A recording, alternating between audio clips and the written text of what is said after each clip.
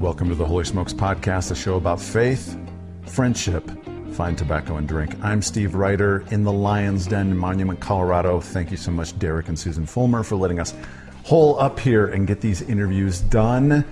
I am here with my good buddy, Steve Greisen. Steve? Yes, sir. Dude, as soon as Kay, Carl, and I first started talking about Holy Smokes, you were one of those stories that I wanted to get because you have just one of the most fascinating... I mean, we said it right before we started. You've lived 3 lifetimes. True. In your one life. Yep. And so this is one I know a number of people have said, when are you doing Steve? When are you doing Greisen? When are you doing him? When is he coming on? And so I'm glad to have gotten this one done before my family and I head to Australia for pretty much most of the month of December.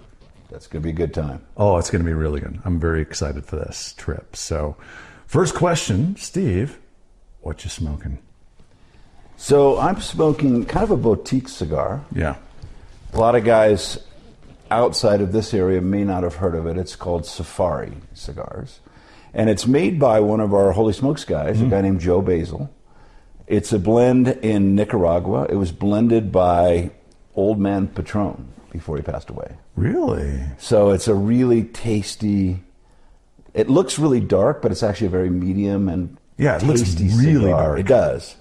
And it's actually, we're doing this in the morning, so this would be a pretty heavy cigar for morning, but it's not really. It's really nice. It draws well. It's spicy, but not too spicy, and it's a delicious cigar. Well, I'm going to have to reach out to Joe and talk to him about getting some for guests. I reached out just before the interview, and he said, if you go to, there's his website, safaricigars.com. Yes.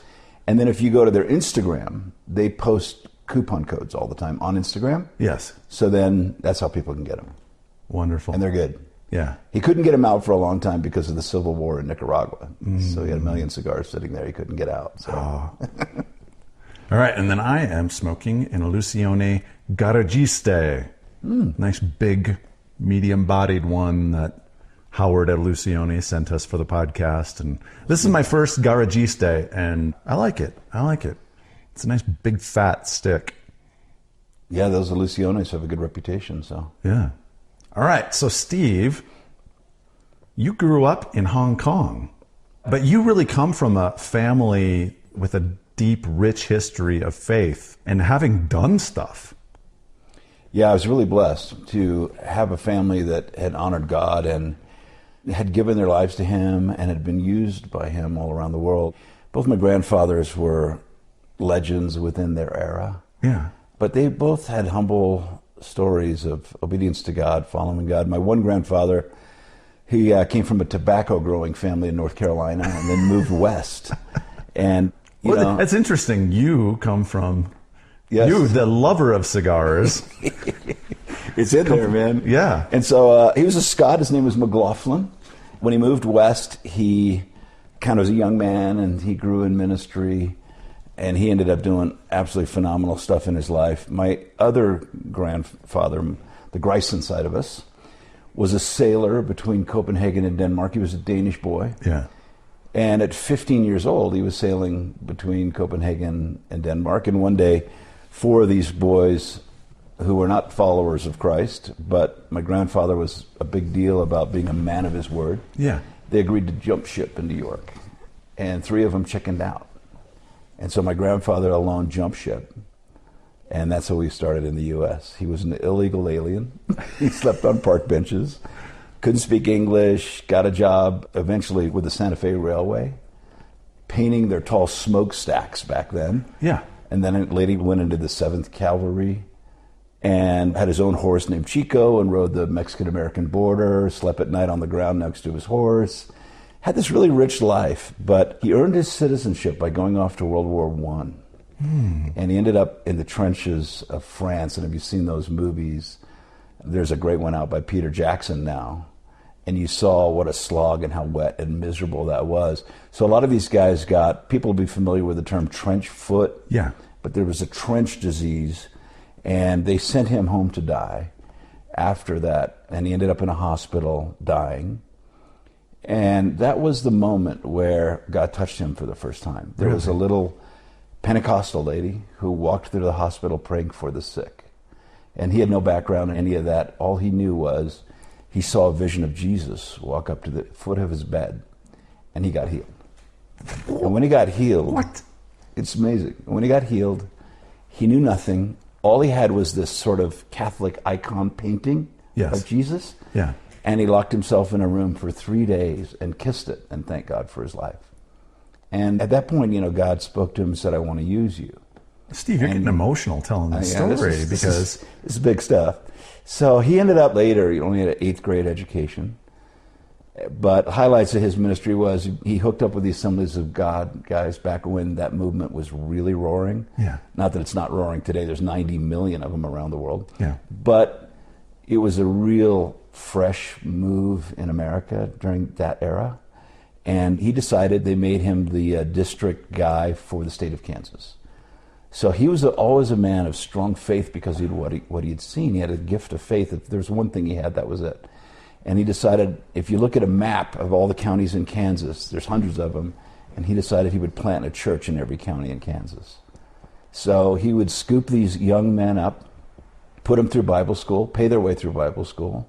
After they graduated, and of course he's trusting God for all this money to put these guys through Bible school. Yeah.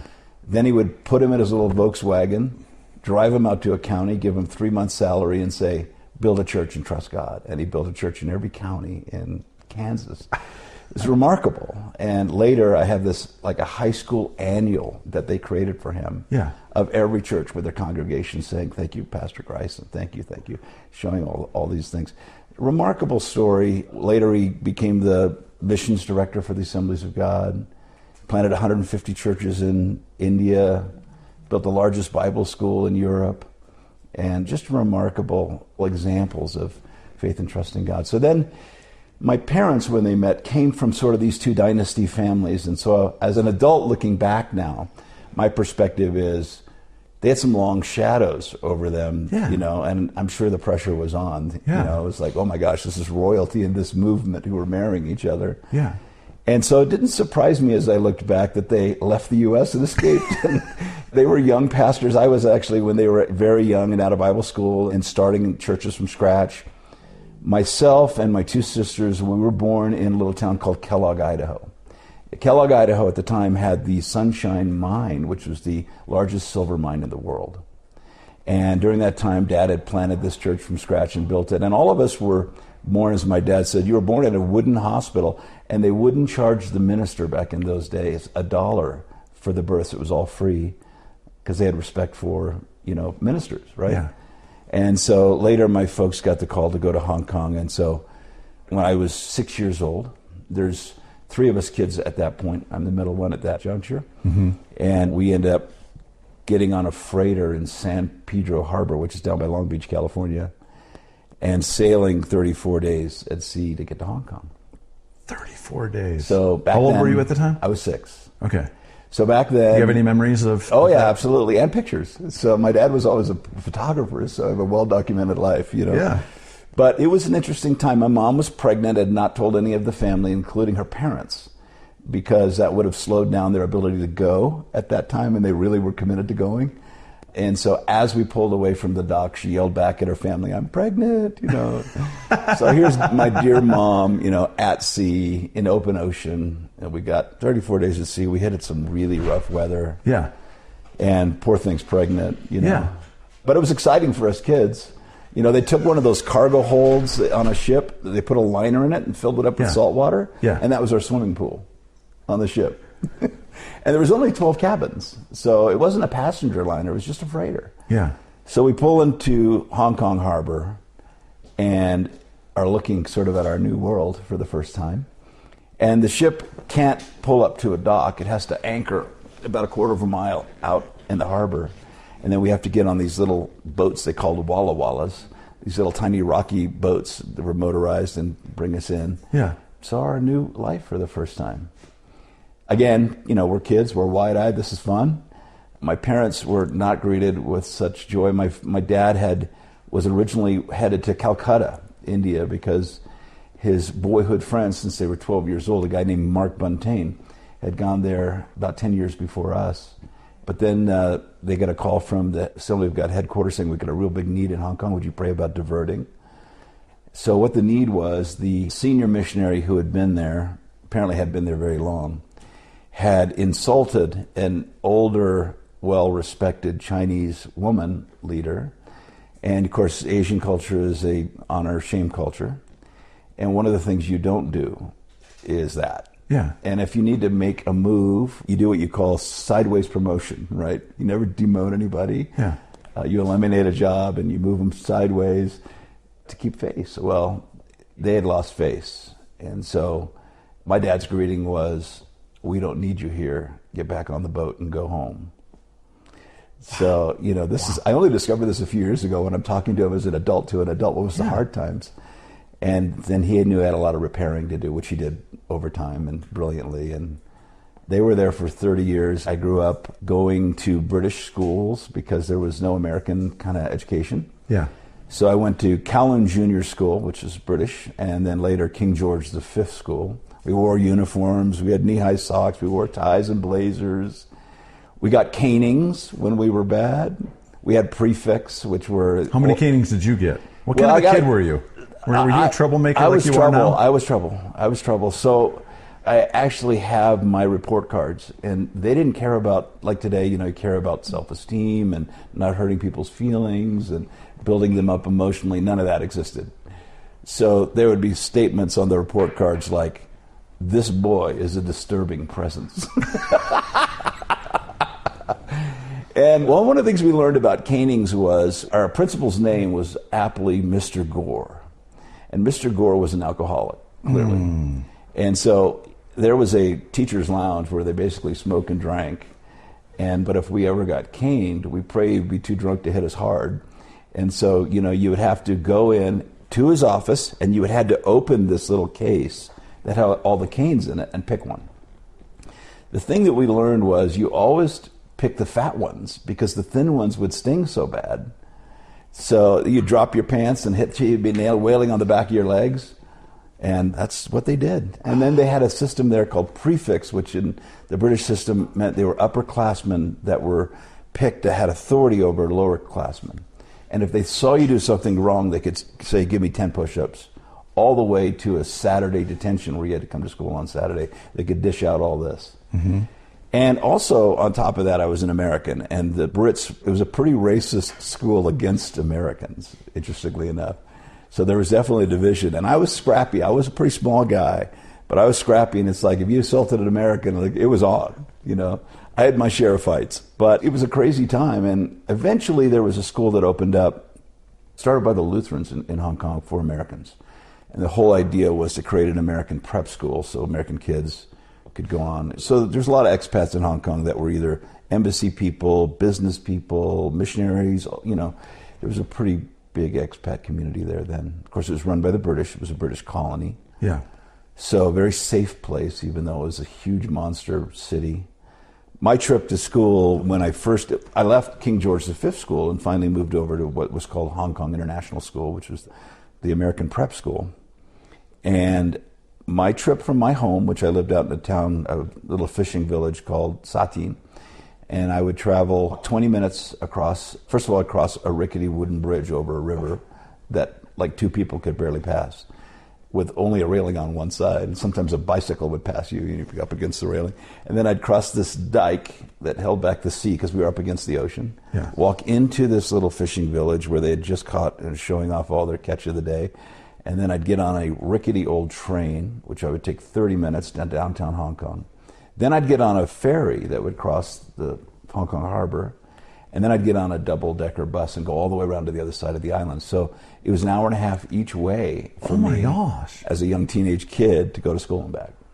Wow. And if I missed my train on the way home, because it was a tight schedule, then I got home at 9 o'clock at night. Started it all again, so crazy time. That time was a time, of course, I had the influence of faith from my family, but I wasn't really submitted to God. I'd been raised in the faith. As a term I say, people can be inoculated. And the whole concept of inoculation is give you a little bit of that thing so you don't get the real thing, right? So a lot of times Christian kids can be inoculated, right? Totally. They can hear just enough that they never really catch the real thing. Yeah. And for me, catching the real thing happened when a couple came to town and started a little home Bible study. This would have been around 69. Jesus movement was underway. This was common in the U.S. And this couple was, he was in business there. And she had been remarried. Their name was Jean and Rick Willens, but her name before that was called Jean Stone. Jean came out of, if you remember, about the time of the Jesus movement was this thing called the charismatic renewal that happened in America, right? Where the work of the Holy Spirit transferred into a lot of the mainline denominations. And one of the early voices in that was a guy named Dennis Bennett out of Van Nuys, California, who wrote a book called Good Morning, Holy Spirit that became really a bestseller. Yeah. And so she came out of Dennis Bennett's church, and she was actually the one that named the charismatic movement. It was her name. Oh. So now she ends up in Hong Kong. She's a spirit-filled lady. So they cook it up, and they're feeding all these kids, and you would sing, and you share the scripture, and then you'd give place for the Holy Spirit's work, and people would get filled with the Holy Spirit. Gifts of the Spirit would be present. We would have drug addicts there that would be delivered from drugs. You had people demonized that were getting delivered, just in this little apartment, And a lot of great things happened there. And one of the ladies that was probably 26 years old became a legend, and you can look her up. She wrote a book called Chasing the Dragon, and her name was Jackie Pullinger. She was a British girl at the time who left England, and under the leading of the Lord, God said, get on a boat, and I'll tell you when to get off. She arrives in Hong Kong, God says, get off. And so she was part of our Bible study, and what made her remarkable, though, was Hong Kong had a place called the Walled City. A lot of people will have heard about this. In the middle of Hong Kong, near the old airport, was this, it wasn't really a wall, it was a series of buildings that were formed in this giant square. And it was an area that was just filled with crime. China claimed ownership of it, so the Hong Kong police would not go in there.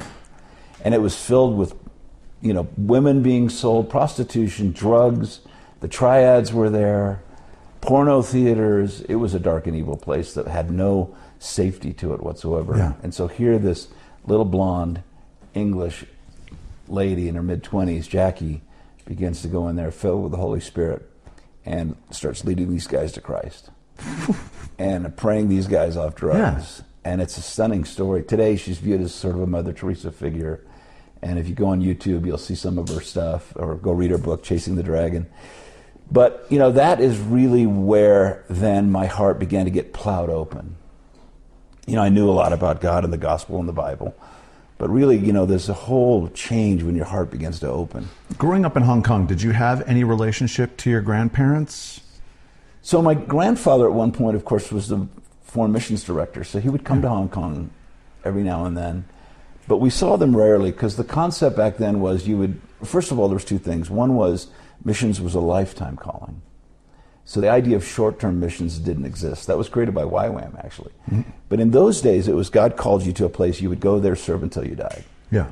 And in many places in the world, like Africa and other places, there would be diseases that may kill you and may kill your children. So you took your children and you sent them to boarding school for safety.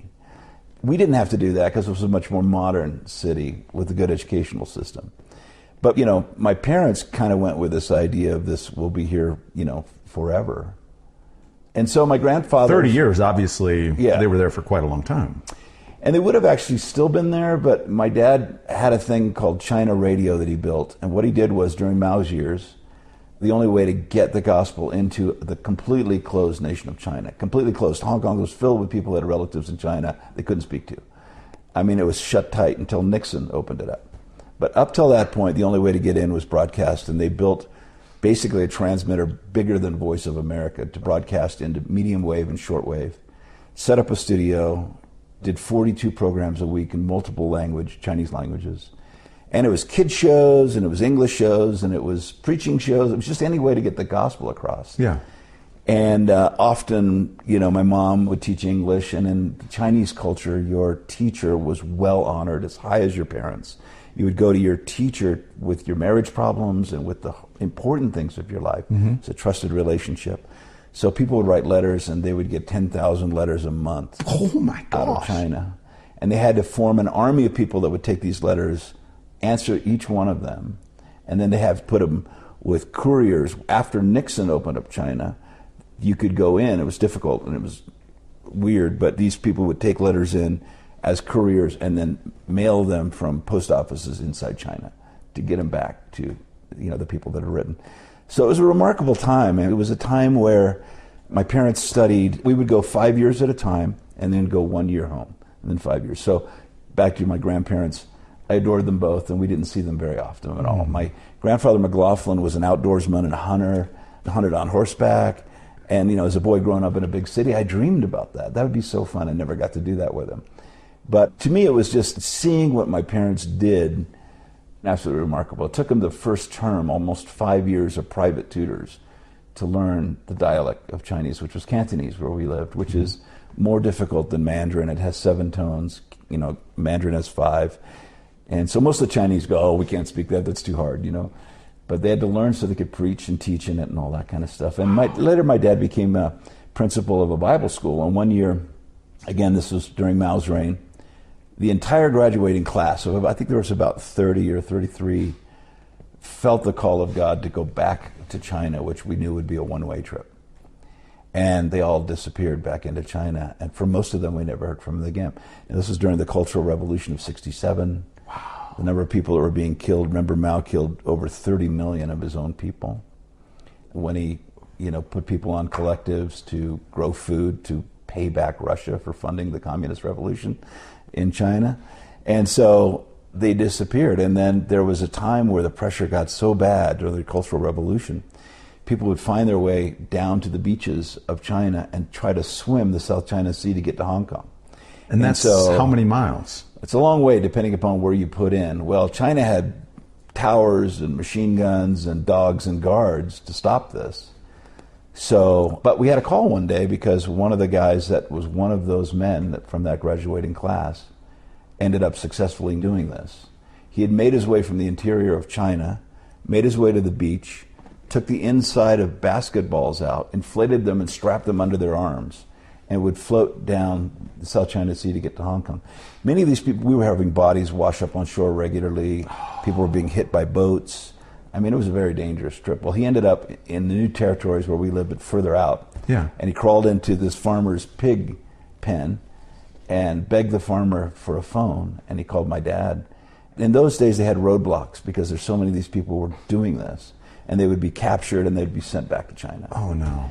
Which is very difficult. Yeah. So my dad and I, we get in our car, and we load him in the trunk, and we drive back through these roadblocks. And of course, because we're white people, it's just like, go on, Yeah. So like we went on, and he told us some extraordinarily heartbreaking stories. But at the same time, after Nixon opened up China and you could go in, my parents began to reconnect with these people that most of the missionaries had been thrown out of China in 1954.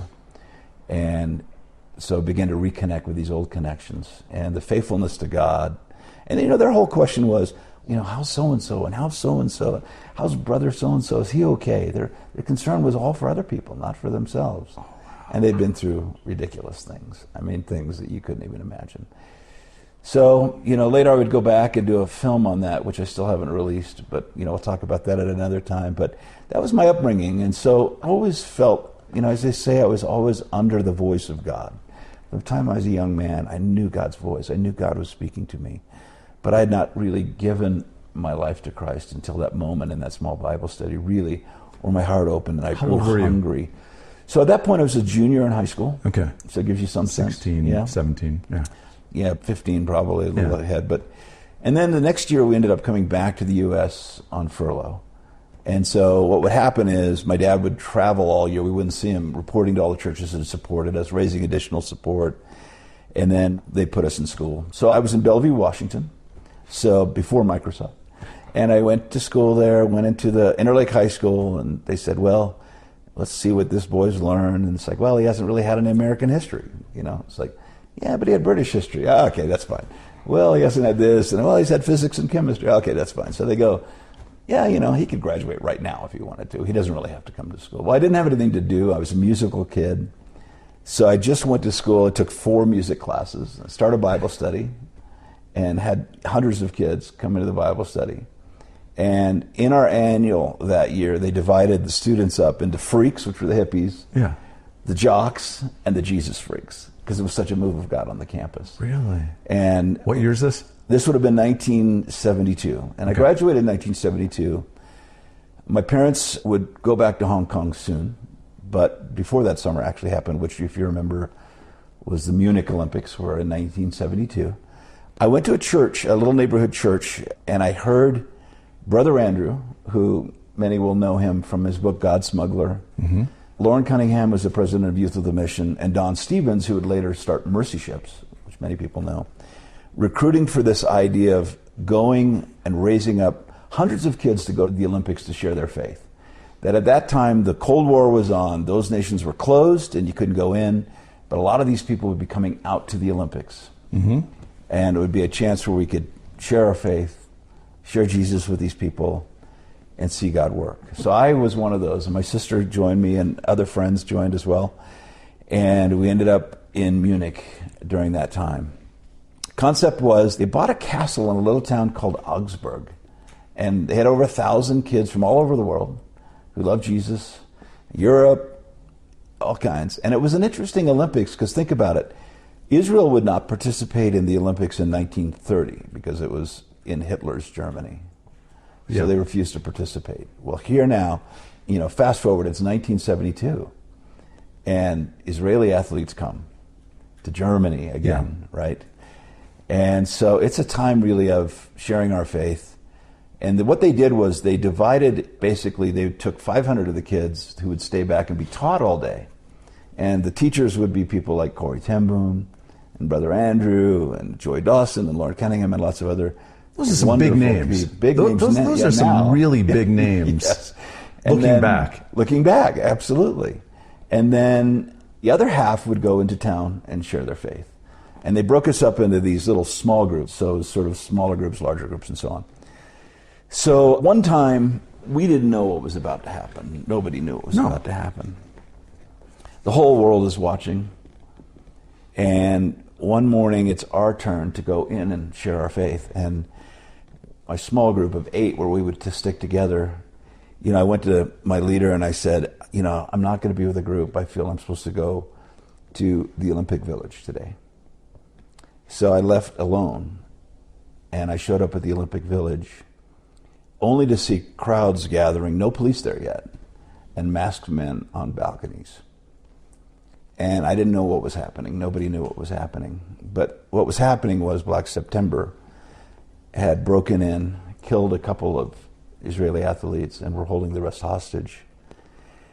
And as that thing played out, the whole world was witnessing probably the first expression of sort of Islamic terror internationally that had ever happened. And it was bungled by the Germans. There's some great documentaries on this to follow. Great one called 21 Days in September. But it was bungled, and they demanded a helicopter. Munich has 2 airports, and I would fly out of this airport days later. But the shootout happens where the helicopter is there, they're waiting to get on a plane, and there's a bungled shootout at night with sharpshooters that kind of blow it, and the terrorists pull the pin, throw it in this helicopter, and burn all these bound athletes to death and kill a huge number, crushing really the world as they watched this. And the rest of them got on a plane with Black September guys and left. Well, days later, I would walk 10 feet from that helicopter and just see this scene of carnage. And, I'm a young man at that point. That left an impression. During that time when that happened, the whole focus of all these kids that had come to share their faith shifted into comfort. And we made a deal with a florist, passed out over 100,000 flowers, prayed with people, but the whole world changed. And so that was my introduction to YWAM. And so I thought, I like these guys, I like what I see. And I went back to Bellevue, and I got a job working for the Nordstrom family. And the Nordstroms didn't have a bunch of stores. They had one downtown Seattle, then they opened one in Bellevue. And I worked in the most profitable department in Nordstrom ladies' shoes. And it was a very consumer-oriented business. Mm-hmm. But I wanted to, my parents had gone back to Hong Kong. And, they basically said, look, we can't really help with college, but, we know God's got you and you'll be fine. And he did, and I was fine. So I rented a room with a family. I went to work, bought a little car, and I was trying to save money because back then I wanted to go to one of their schools. They called them a School of Evangelism, which was a 1-year program. And they had one in Switzerland. I wanted to go there. And it was a chance for my hungry heart to grow some more. So I had to get enough money together to do this. I'm on my own, working for the Nordstroms. And I end up deciding I'm not going to get enough in time. I'm going to sell my car.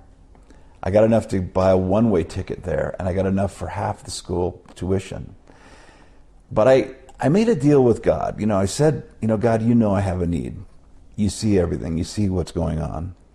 I'm not going to become an evangelist for my need. In fact, I'm not going to mention this to anybody. And I'm just trusting you to take care of me. So I called the school and I said, I got half the tuition. I got a one-way flight. Will you take me? And they said, yeah, come on. And during that time, it was, God met all those needs. That 1-year school, I'd wake up, there'd be money under my pillow. What? I'd find money in my Bible because God was speaking to other people. Yeah. And so again, I'm learning and I'm learning and I'm learning. I'm learning to hear how to hear and obey God's voice, how to be a faithful man, and how to trust him. And, I just had this heart. I knew God had some sort of call on my life, but I didn't know what it was. Yeah. My dad was Assembly of God. I think in a certain sense he was disappointed that we didn't end up, when we left home, essentially Jesus movement was underway. God was working amongst young people in a stunning way in culture, and that was our culture, and that was our music, and that was our time. And so that was our connection to ministry. And my dad, in a certain way, I think, because he loved his tribe so much, that we didn't become a part of the Assemblies of God to do that. I remember one day he wrote me a letter, said, Steve, you want to be in ministry? I can get you a church as a youth pastor somewhere. And I said, Dad, I think I'm supposed to do something in ministry, but I don't know what it is. So during that time in school, it was great. We'd have dinners and times of social times, and I was a musical guy. So where did that love for music come from? Were your parents, were your grandparents musicians at all? Yes, all of the above. My parents are both violinists. They have a record out. They've done stuff as well. My grandfather was known on the McLaughlin side as a banjo player, and people loved that. So I think it was in there. Later I would see the media aspect of it would also resurface. My dad was in radio. And in media, So during that time, I started a band within the school, only really to sing at sort of the dinners, and it was just, we were in school for a year, right? So that's what we did. Well, one time we're sitting there, we perform, and there's a colonel from Germany who's over visiting the YWAM school there, and he pulls me aside and he says, son, he goes, when you finish your schooling here, the U.S. military wants to hire your band. And he says, oh, by the way, can you come over this weekend? We got a thing we want you guys to play at. I'm like, well, let me get permission from the leaders, They said, yeah, it's a short drive to Germany from Switzerland, right? So went over, did a weekend event there, and came back. And when we were finished, we felt like God wanted us to stay together as a group with our schooling. So we stayed together 4 years, and we stayed mainly in Europe. And we went to work for the military. Back then, we had 400,000 guys based in Germany holding back the red threat, And these guys were away from home, and most of them were lonely. And many of them were, as they say, not living on the economy. They were living in barracks. They couldn't even afford to bring their wives over. And many of them had not even been out of their home state. They were a long way from home. And so for me, I didn't know anything about military anything. I was raised in Hong Kong. I didn't know the Pledge of Allegiance at this point. I didn't know American football. I didn't know anything. Really? Wow. So now I'm in the middle of these Army ranks and officers, and I don't know who's who in the zoo, other than I'm really happy to be playing music, engaging with these guys. I love people. Yeah. So it's just great to meet these guys and hang out, all stripes, all sorts, and those were amazing years. One of the things that happened that became really a landmark thing in my life was when I was in Switzerland before we launched out and started doing music.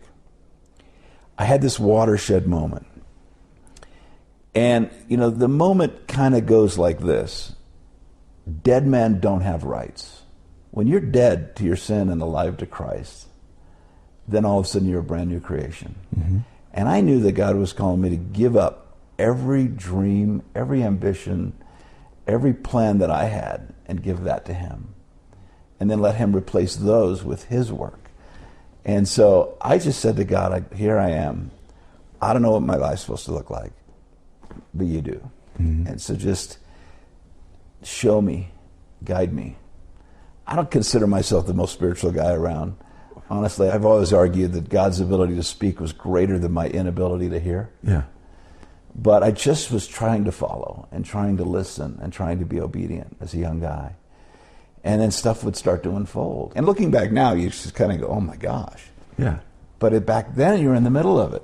One of the things that happened that was interesting was when we were still in school, and I'll get to the military piece in just a quick minute, YWAM would say, listen, on Sundays we want you to connect with a local church. Well, it's Lausanne, Switzerland. There's not any churches that you would want to go. There's no evangelical churches or, but there's all these old traditional churches. So I found this church called a Scots-Kirk church, which nobody's ever heard of. Yeah. Scots-Kirk is sort of the Scottish version of Anglican. And so, the whole band, we would go to the Scots-Kirk church. It was dry and whatever, but we got to know people and enjoyed it. And the vicar there liked us, and we played there a couple of times. And he said, listen, would you come with me up to this high mountain girls' school that I go to every month? And would you guys come up and do a concert for these girls? And we said, yes. So we ended up going to this school, which I later found out the name. It's called Les Rosiers. Les Rosiers. Les Rosiers. It's the most expensive school in the world. It's $133,000 US a year. What? For a student. So now $133,000 a year now, or $133,000? That was it's probably gone up actually since then. So this is in the late 80s. Oh my gosh. So we go to the school, and it's 14, 15, 16-year-old girls of obviously wealthy people, and they're many of them are daughters of kings and presidents, and we're not much older. We're 18, 19. We're sort of the fresh meat of the week, as we sing, and it's sweet, and all these girls. We share faith and share music. And then they say, listen, we want you to have lunch, and we're going to put each one of you guys at a table with your own girls. And it was like fine dining. It was like white tablecloths. And yeah. Have you ever been in any kind of a situation like that prior with that kind of fancy? Well, in Hong Kong in a different way. I'd been to weddings that had a 100-course feast because they were very wealthy. Wow. But different, not like European like this. You know? So I had a table, and I'm sitting there with these girls, and of course, again, we had a hard share of faith, and we're talking about life or whatever. To my right is the daughter of the Shah of Iran. And to my left is Elizabeth Taylor's daughter. So give you an idea of the caliber of people. And the school was filled with these kinds of people. Yeah. So, here we have this opportunity to wander through life and end up sharing our faith because we're following Jesus, right? Yeah. So now we end up, fast forward, we're working with the military. And it's great. We're also going into Eastern Europe. Now, it's a Cold War. Eastern Europe is locked down, hard to get into. But we are going into Eastern Europe and connecting with the underground church there, and we're going in as a band. We just had a couple acoustic guitars, and during that time we're sort of have two roles. We're working with the U.S. military over here, and we're going into Eastern Europe over here. We're smuggling when we go into Eastern Europe, and nobody knows because you don't talk about those things. And there was a special team in YWAM. I would assume smuggling Bibles and literature. Yeah, so what these guys did, this team, which not even the guys in YWAM knew about these guys. You couldn't speak of them. They were called Wheels of Fields. And what these guys do, they were a bunch of nerd engineers, and they were creating these false bottoms in these vehicles and pockets and these things that we could put printing plates so they could print Christian literature, manuscripts, Bibles, and that's what we were smuggling in. Wow. So we weren't just taking Bibles in, we were smuggling the ability so the underground presses could crank out thousands of these things. And of course our cover was we were a band, and we were a band. Yeah. We were performing. But we'd pull up to borders, and we're talking back in those days, it's Uzis and serious-minded people, and you just throw up a prayer and say, God, here we are. Now we've been influenced by guys like Brother Andrew, right? So this is like not original with us. But the car in front of you the back seats would be pulled out, the wheels would be pulled off as they're searching for contraband, and we're pulling in and going, God, you got us. And we did that dozens of times through dozens of borders. Wow. And God kept us well. I remember one time in particular, we had a couple. He's now pastor in Riverside, California, at a Calvary Chapel called the Packing House. His name is Ed Ray, but Ed and Ray Lynn, beautiful young couple, and they had a little daughter, little tiny girl. She was just a little doll. And so the rest of us were single guys, four other single guys. So we had put her to sleep on top of the luggage in the back of the van, and we had pulled up to this border at night, and whether I'm driving or, Max was driving or one of the others, when you meet somebody like that, you have to be cool as ice, number one. And then number two, you're looking for a way to bond with them in some way. Mm-hmm. If you can find a little nugget, connect with a joke or something odd happens that you can both, something little, But we pulled up to this border and this lady wasn't having it. She was all business with her Uzi in her hand and opened the back. So on top of this luggage in this little sleeping bag is this 2-year-old baby Jennifer. And she reaches in there and is startled because she touches her hair and doesn't know she's back there. Yeah. And so it kind of hits her hard, and then she has that little nervous laugh like she's embarrassed. And then, of course, we're jumping right in and laughing with her and everything, and she just closes the back and said, "Oh, just go on." So those are the things you'd see happen. God would just sort of somehow figure it out, So we kept working with the military during those days. Do you still have a relationship with those guys in the band? I am, and talk about those years and talk about those? I could imagine that was a real bonding time for that entire band and everyone that was involved back then, because, there's something about, that kind of stress and heightened awareness and how aware you were, how close you were to danger, that would really kind of bring you together. I agree with that. I think I identify with military guys, that are in situations together where they'll be brothers for the rest of their life in a way that they're not even with their families because of what they've been through together. It's been so unique. And, again, it was all a time where we could process all this year of learning we had as well. Yeah. So there's lots of talks going on, point, counterpoint, looking at theological things, looking at different things. All the while we're doing our ministry, and God is continuing to challenge our faith and open our heart and teach us to listen to Him, be open to the work of the Holy Spirit because we needed it. Do you have a story from that time that just really kind of sticks out from military time? Or military, or also when you were smuggling those plates in? Yeah, one of the things that happens is when you go and visit with Christians that have, kind of had the crap beat out of them and are under tremendous pressure, and many of them have been in prison, you almost feel like you're not even a Christian, right? And they're like, "Please pray for us." And I'm thinking, you got to pray for me. I'm not even a little piece of what you guys are in terms of how you had to live out your faith. So it's humbling. But here's something that really kind of interesting that happened on the military side. So again, we're playing at this venue. Concert hasn't started yet. All these guys are sitting out, waiting for it to start. And this helicopter lands next to the venue, and in walks this guy, and everybody sits up straight. So I'm thinking, this guy's got to be important. So we share our concert and our faith, and he's one of the people that gives his life to Christ that night. And he is General Hauser, who's in charge of all NATO forces in Europe. He's the guy, 4-star. And so he invited us out to his house. And, we don't take any credit for this. His wife was this godly woman who had been fasting and praying for him. We were the guys that got to throw the net out. Yeah. And she was this fantastic Christian lady. So we go out to his house, and then he says, "Listen, would you tomorrow play for my staff?" Well, I'm a kid from Hong Kong. I don't know what that means. But it's like, these are all the guys, 3-star Army, Navy, all the branches, Air Force, colonels waiting tables, And so we play in a small room with all the big guys. These are all the guys. Yeah. We're in a little dinner room playing. Yeah. And then keep in mind, we're going in and out of Eastern Europe, which they can't do. So they're very curious about, what's it like on the other side, and they have 100 questions. Yeah. It's just humbling, when you look back, that you were able to walk into, sort of, God says He'll bring you before kings, Yeah. when you follow Him. And sometimes that happens. And I met a few kings, actually, so... You were like late teens, early 20s at the time? Yeah, no. I was still in my teens. Okay. Yeah. So at some point, all the band is from Southern California except for me. I don't know where I'm from, right? So Hong Kong, Bellevue. Yeah, I don't really. Yeah, I don't. I was Idaho. in Bellevue for that year, but I don't. I have no U.S. home to speak of. I've always, and I still do to this day, when I look at my hometown, it's Hong Kong. I know I'm an American Danish dude, but I'm sort of Chinese on the inside, So people in their minds have their home, and in my mind, that's Hong Kong. So we relocate back to the U.S. and we continue to sing and travel the U.S. and begin to recruit kids into missions.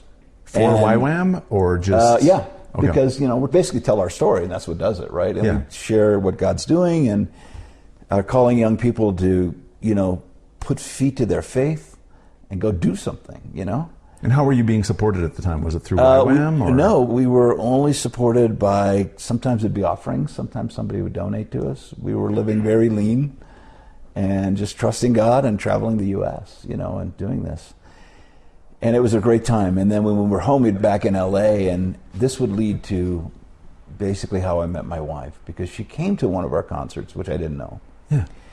And then later we would meet, and she was musical like I was, so our common denominator was we were young people sharing our faith through music in a time where the Jesus movement was underway. God was working in the culture in an incredible way. And the Jesus movement was, people, read about it or have heard about it. It's really hard to describe today. I have people fly in now, want to sit and visit because we were there, tell me what it was like, help me understand. We've watched like YouTube clips and we've tried to learn what it was like. And in a way, it was this work of the Spirit in the culture in a wave where God was transforming thousands and thousands of kids. And out of this came music, because the music for the first time, before that was just hymns and Southern gospel and all that stuff. Well, music represents your culture, and these kids were products of the Beatles and Led Zeppelin and all these different bands. So here was now artists that came along that were singing music that was reflective of their culture. And so God seemed to save about a dozen of these guys, all within about a year of each other. And they became the core guys that became sort of the Pied Pipers to a whole generation. And when I met my wife, she was in one of those bands that became really well loved. She was in a band called The Second Chapter of Acts. And they had done a song, came out with their first album, they'd done a song called the Easter Song. And that song became sort of the Handel's Messiah of the Jesus movement, where we would go, later we would, dated for 3 years, and later we married, but we would travel, and kids would show up by the thousands, and they all knew every word. And it was just remarkable to see, Back then, these kids were coming to Christ. They had long hair. They had no shoes. Southern California, were a lot of hippies. And the church didn't want anything to do with them. The church wouldn't let them in. And so most of the churches kept them out. There were only a couple of people that sort of saw that the Holy Spirit was working, because they didn't look like Christians. And their music didn't sound like Christian music, right? And so the churches couldn't figure it out. Few guys did, Jack Hayford was one of them in the San Fernando Valley. Part of that reason was Jack was a songwriter. He'd written 5,000 songs, 4,999 bad ones, and then he wrote Majesty, which everybody knows, right? And another guy, he was a Foursquare guy. Jack was the guy that kind of brought new life to the Foursquare movement. And then the other guy was another Foursquare guy, Chuck Smith, who had left the Foursquare formally and had started Calvary Chapel. Well, when Chuck got exposed to all these kids living in their vans, living on the beach, he went down with his wife. They'd never met a hippie, so he was wanting to figure out what's going on with these kids. I remember he asked his daughter to bring home a hippie so they could actually meet one, right? Like he's in a zoo or something. Right? But he would sit down and look at all these kids sleeping on the beach, and he would just look at it and go, "This is just a mess. We got to clean this mess up." But his wife would be weeping and say, "We got to reach them. We got to do something." So, kids start coming to Christ down the other end of LA, down in Southern California. They set up a tent, start having water baptisms. Kids get baptized by the thousands.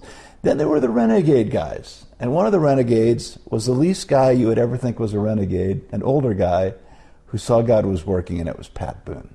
For those people that don't know anything really about Pat Boone, because his heyday was long before my time, he was a monster celebrity.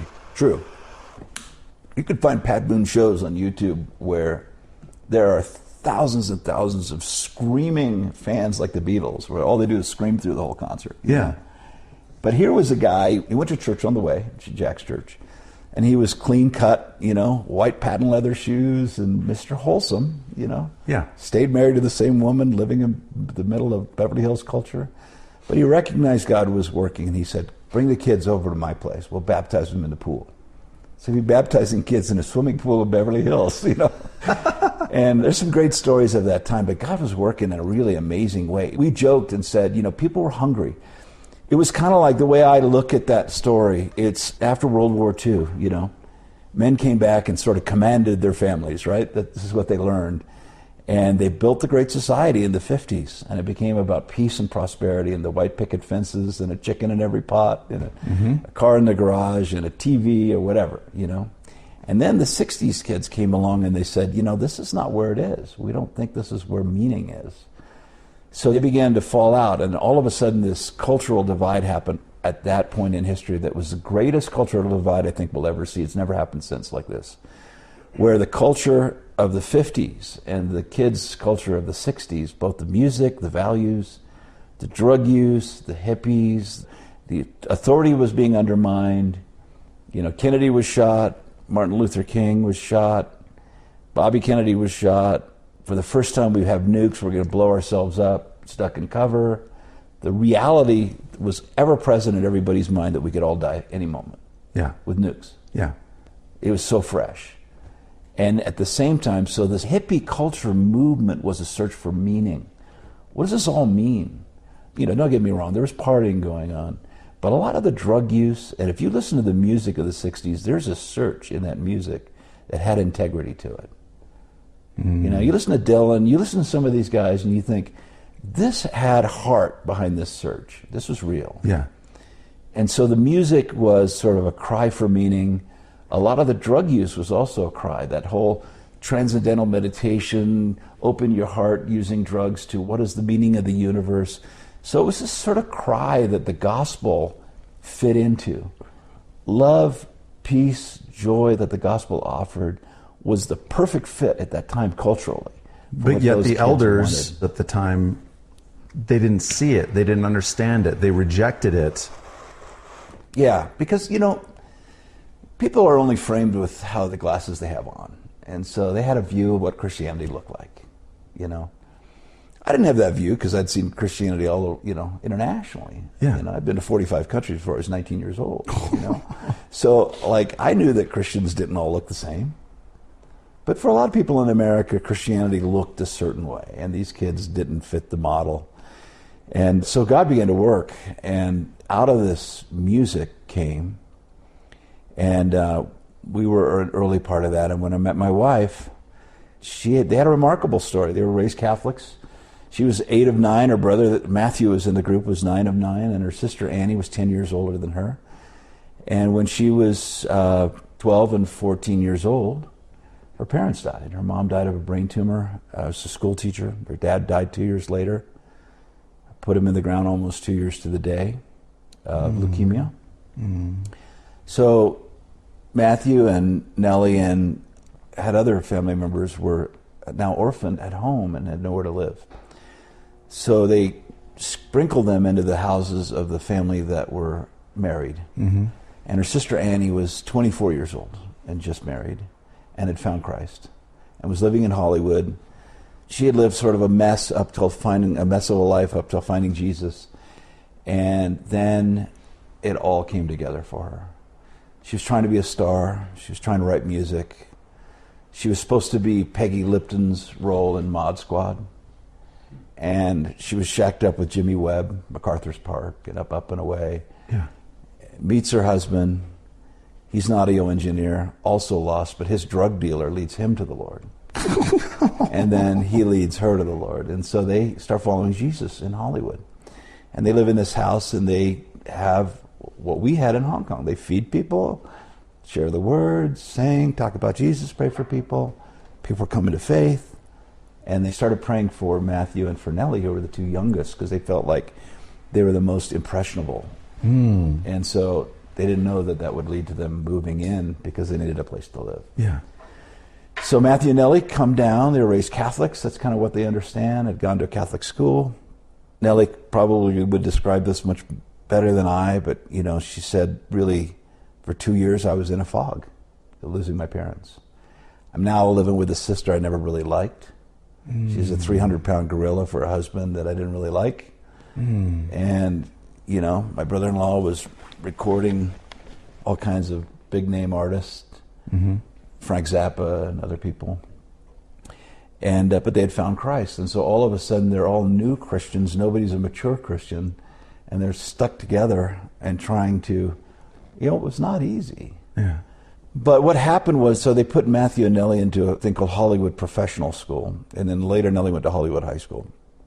But during that time, Buck brought his wife Annie a piano, an upright piano.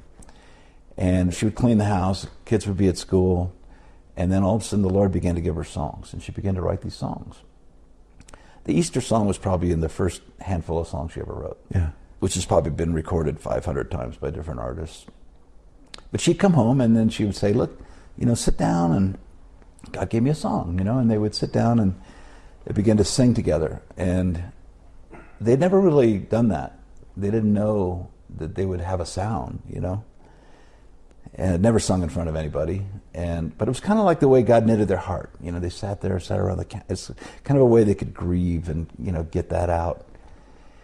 And she kept getting songs. And so there was a guy named Barry McGuire who came along, and Barry had been with a group called New Christian Minstrels. They'd been touring with the Beatles. They were a big deal back in the day. Barry had come to faith. He'd been in the musical Hair, and he'd come to faith, and he had heard about a guy who was a Christian engineer, so he met Buck.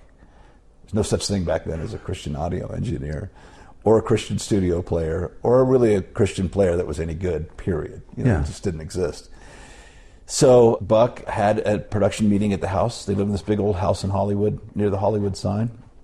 And Matthew and Nelly had gone to bed, and he got him up and said, come down and sing for Barry. And Barry just began to weep, and he just said, I've never heard anything like this. And he said, would you guys come on the road with me? So it was Barry that took them out and taught them how to be themselves and not be anybody else, not have to perform, just sing.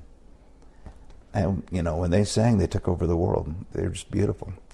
So Nelly and I met, and we doing the same thing, and we were young. You know, nobody was interested in getting married. I just wanted a girlfriend. Can we go to the movies with someone? Can I hang out with my friends? You know.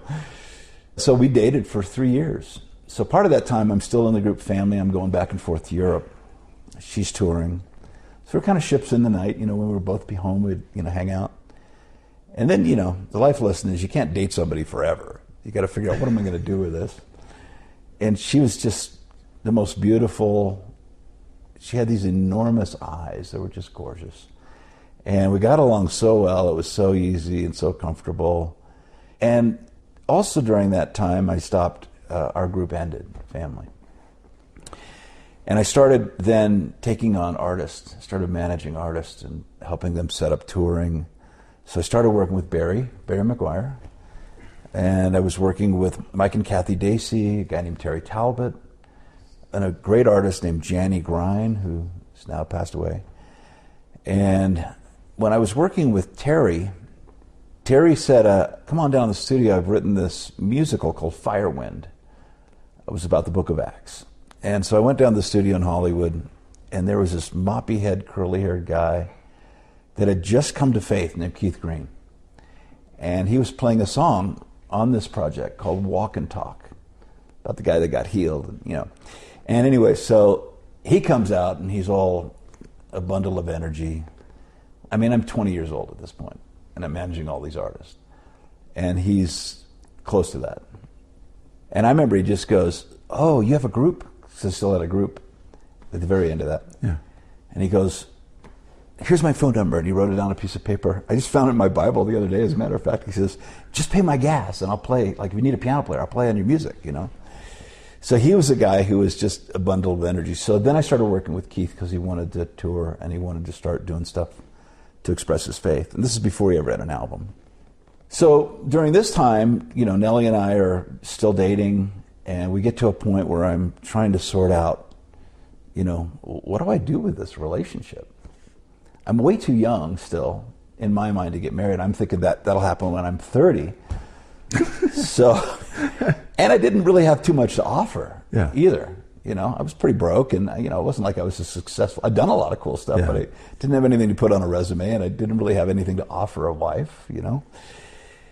So I remember having a talk with Keith one day, and we became really good friends and hung out all the time. And he goes, you guys are great for each other. You need to marry her. And he's like, you both have separate apartments. You can merge. He's a Jewish economist now, right? You can merge your funds, and you can live much more efficiently, and blah, blah, blah, blah. So that got me really thinking, and I ended up with this most awkward proposal that I'm going to tell so I don't get shamed later. And that is, I remember sitting down with Nelly, and he goes, I really do think we're going to get married one day. But it was kind of out there. Yeah. She's like, this is going to happen. Of course, she's great for just boiling it down, and she looks at me and she goes, are you proposing? I could just feel the chill come over me.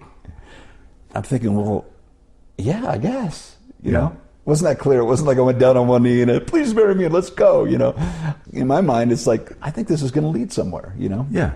So once that became settled fact in our understanding together, and then we were married 6 months later. We had a 6-month engagement. Now, keep in mind, we had been dating for 3 years. We knew each other really well. And she's awesome. Nelly is very special. What a blessing. And basically, she said, I banked on your potential. So she saw something in me I didn't see, I worked hard. I had synapses that fired. But at the same time, it's a young guy. 20. Yeah, exactly. So during those next few years, I'm managing artists, and it's a great time. Keith becomes a dear friend. Finally comes out with an album called For Him Who Has Ears to Hear, which is his very first release. And it becomes the largest selling premier Christian album of all time when it comes out. And he was a guy that was a great storyteller. He played the piano hard. He was a convincer. I remember when he went to the Blah Blah Cafe, which was a gay bar down on Ventura Boulevard. And the guy that owned the bar loved him because he would come in and argue politics, but he played great music, and they loved him there.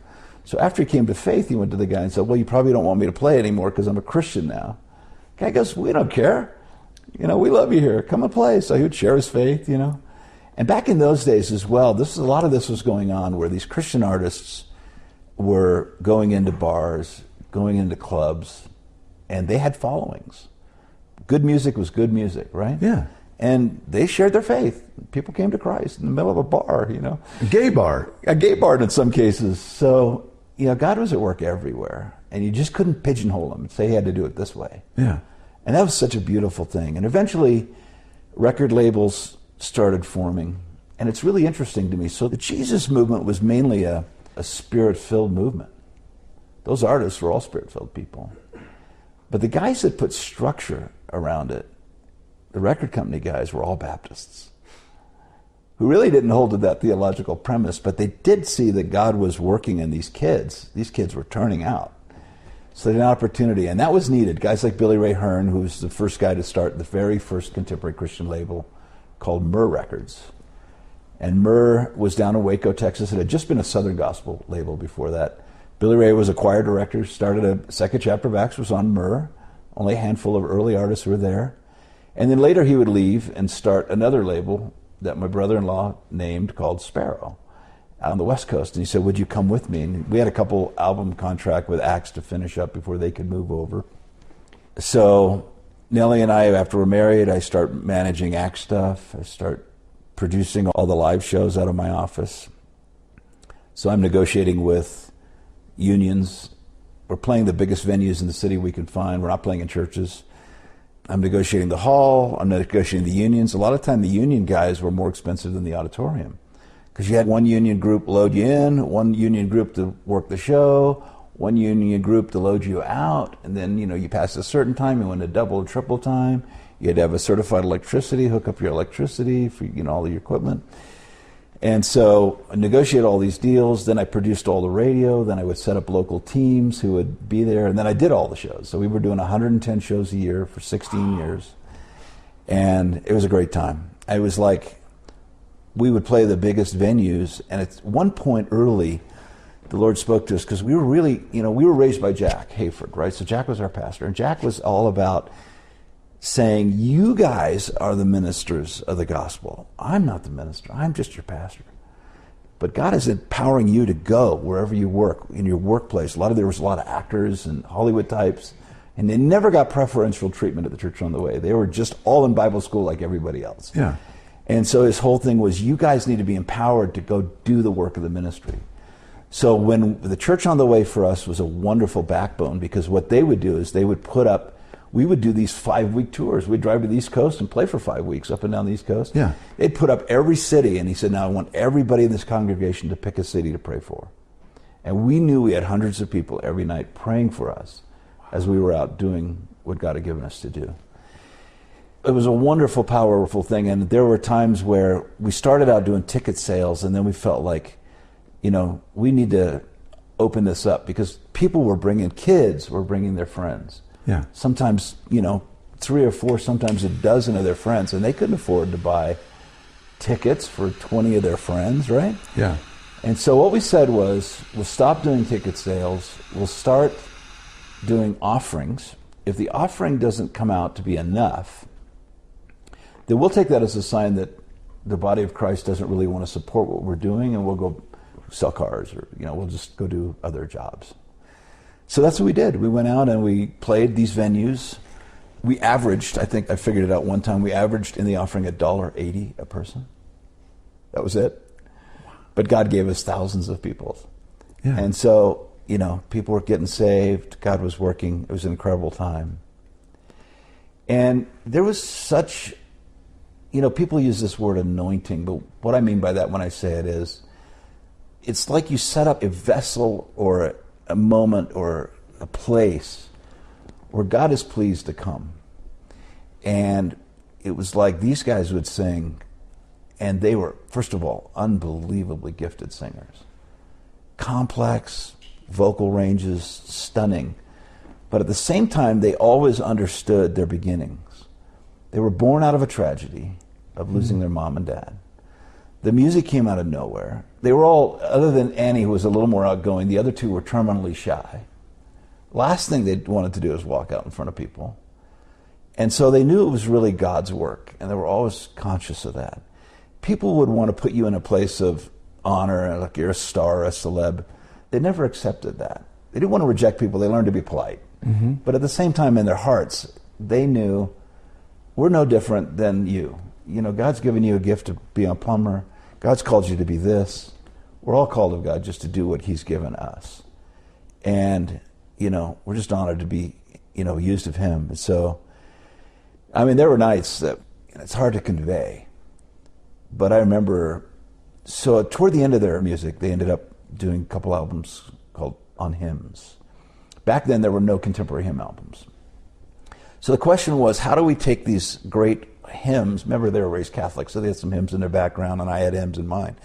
It's like, how do we take these great, powerful, great theological, musical statements, and how do we not hip them up musically, but convey the power of that? Yeah. So that was sort of what we tried to do, and they came out with these 2 albums. So later in the concert, to sort of demonstrate this whole posture, the concert would open in the dark with them singing Holy, Holy, Holy. So I remember being in the Seattle Arena, which we filled twice. There's 6,000 or 7,000 people. And just hearing people weeping, just the Holy Spirit would just fall on people. And you just knew God was touching people. It was an amazing, amazing time. That ended for us in 1988. We felt the Lord had wrapped that up. Every year we had fasted for 3 days, just water, and asked God to give us insight as to what we're supposed to say. We knew what the music set would be. It would be the newest album and the backlog of known, loved songs. But what was the message that we could then do all year? And every year we took what he had given us and had him in an open hand to say, are we done? Yeah. Or do you want us to keep going? So we weren't grabbing onto anything. And so we felt it was time to end it. And we had relocated, as had Keith, to East Texas. Which that's kind of a funny story. I was managing Keith. This is in LA.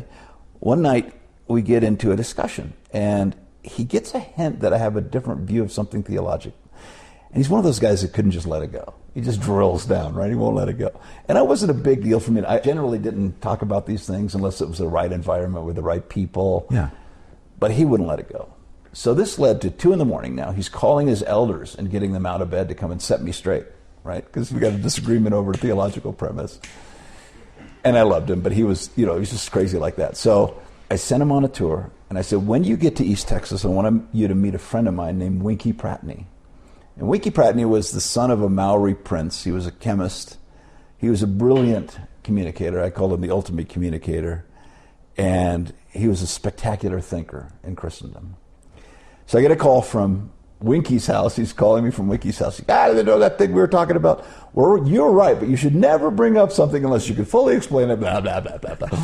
So Winky then had such an impact on Keith that Keith decided I'm going to move my whole ministry from California to East Texas.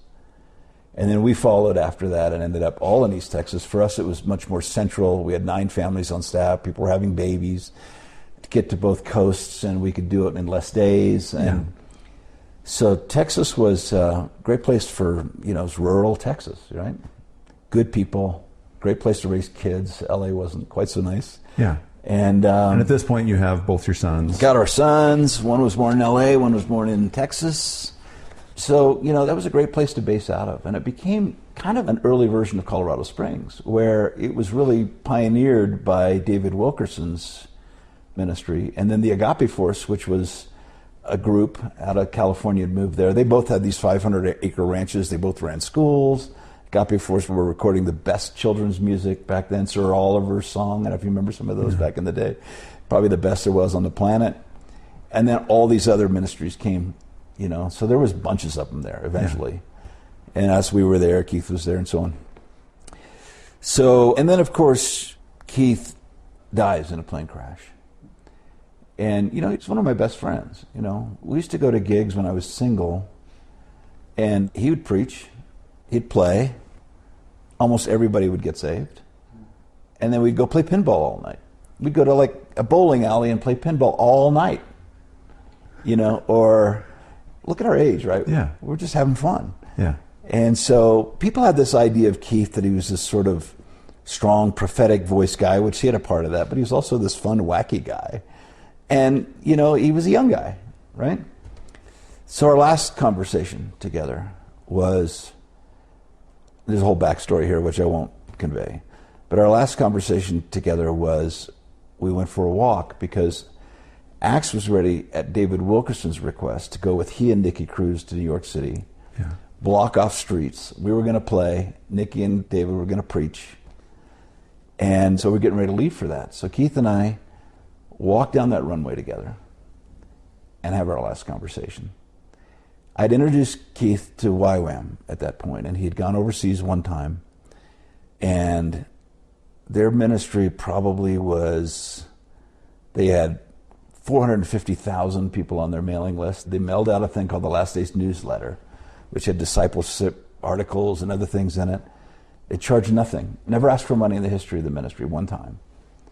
When they came out with something like a book or an album, he had a 92% response rate. Unheard of, right? Wow. And so massive following. And, he says they had a giant printing press. You don't print 500,000 20-page books. They probably had about $15 million in revenue a year at that point. And Keith said, I think Wayne and Martin, who were the 2 other leaders, can run this. I'm going to go overseas and do more international stuff. And that was his heart. And then we hugged and said goodbye. And then the following week, we got a message that plane had crashed and Keith was killed along with his children. 2 of the children who our boys had grown up playing with. And the family who had 6 kids were on board, mom and dad and the pilot. So, obviously, like all tragedies, it shatters everybody's world. People struggle with all kinds of theology in those moments, right? Yeah. How can God take somebody? One year we saw 52,000 people give their life to Christ.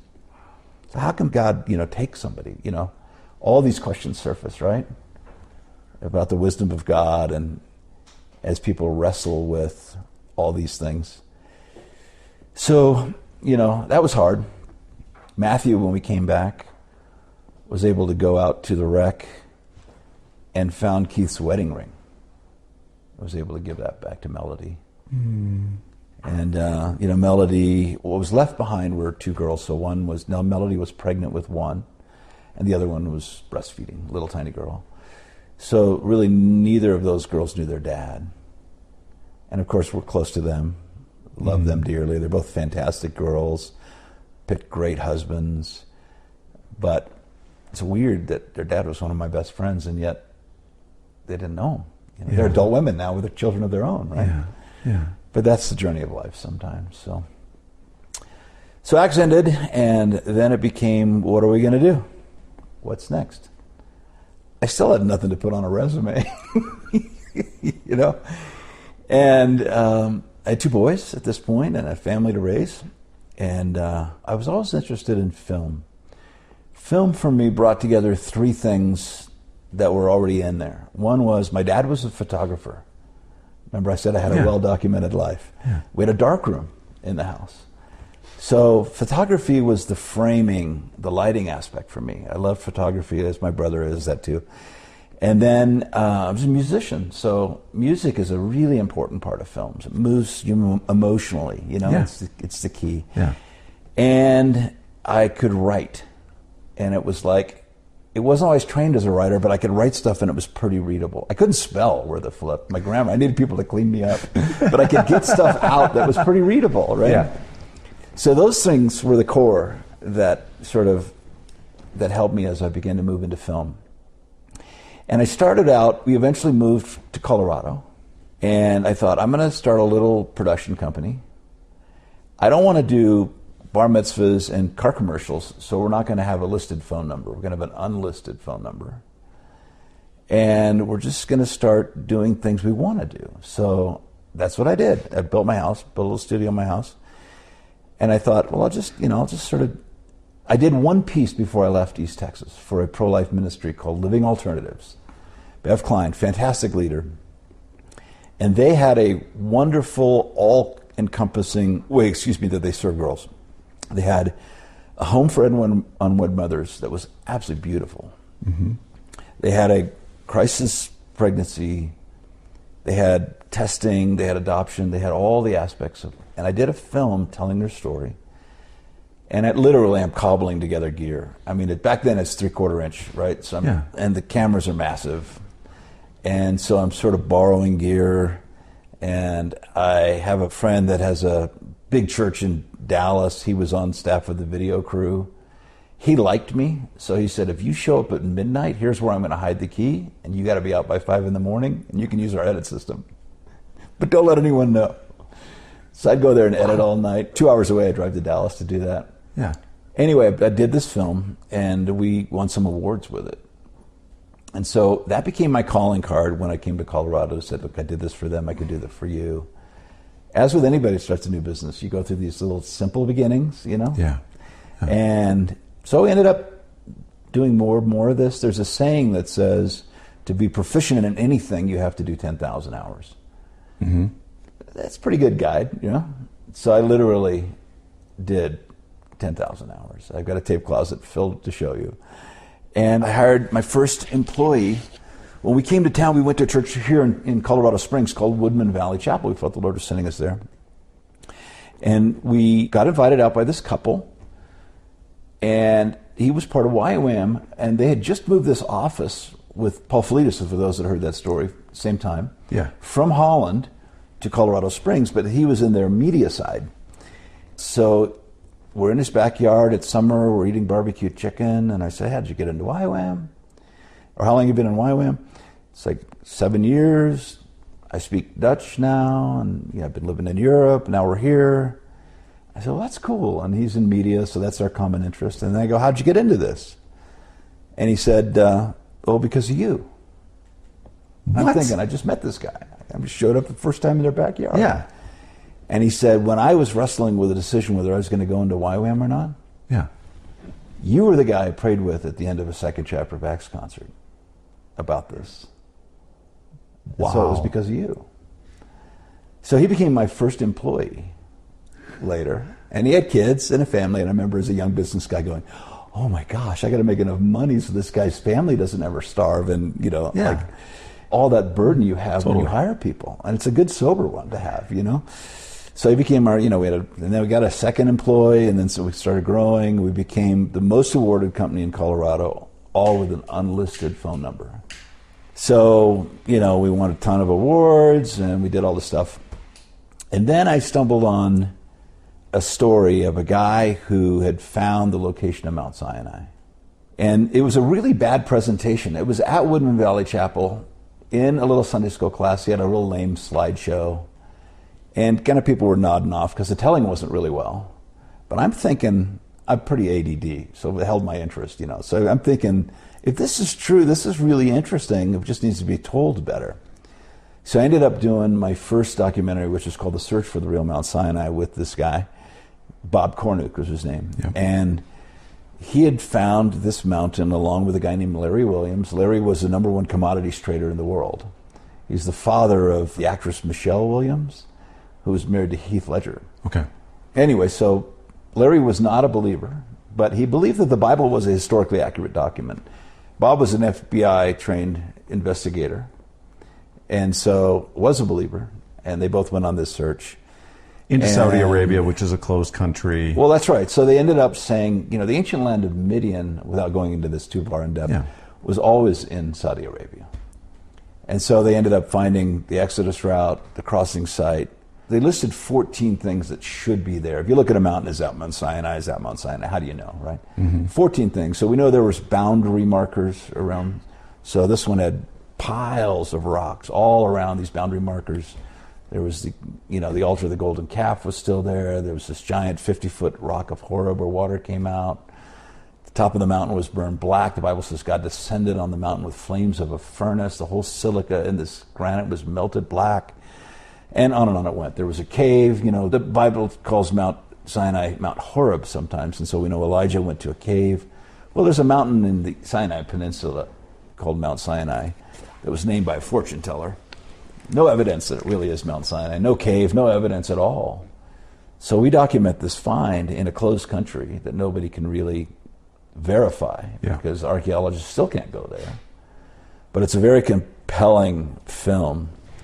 And when that came out, it was like we had found a cure to cancer, but nobody paid attention. The Christian community paid no attention whatsoever.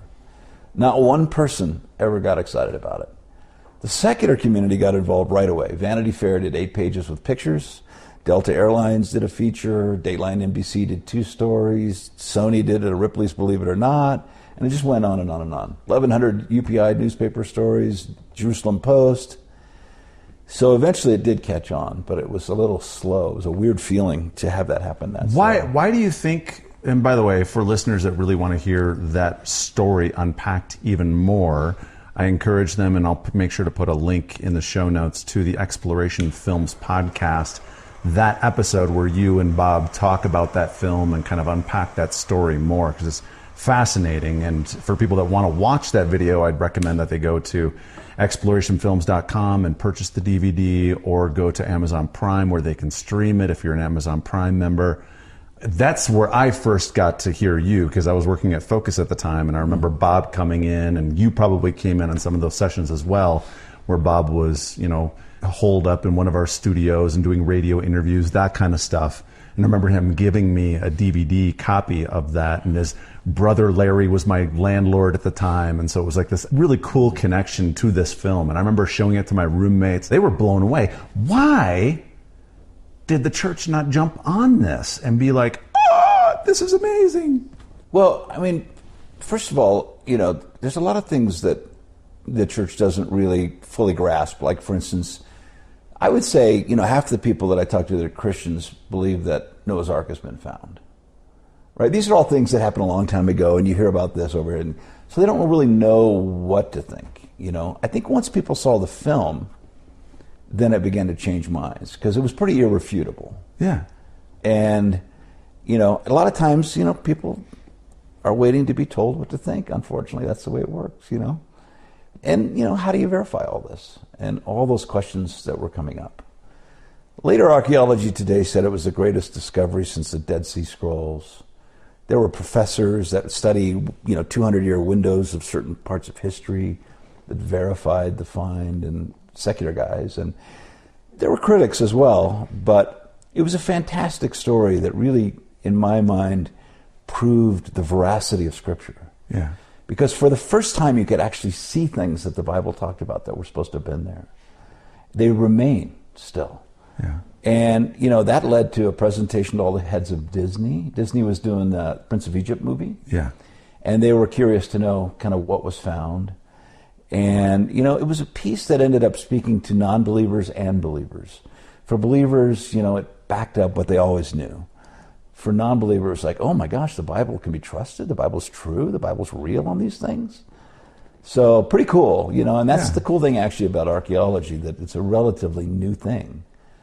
And as these archaeological sites have been found, not one of them has disproved the Bible.